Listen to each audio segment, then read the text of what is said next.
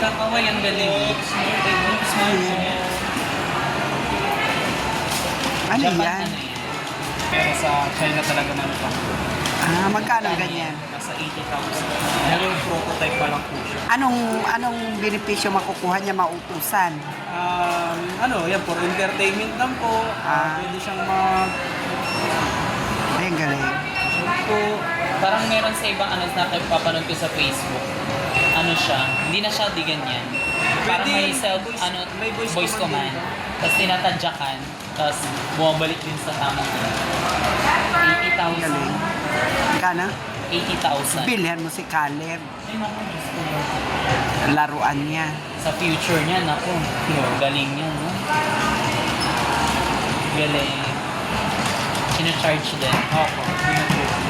Ay! Sa Facebook eh.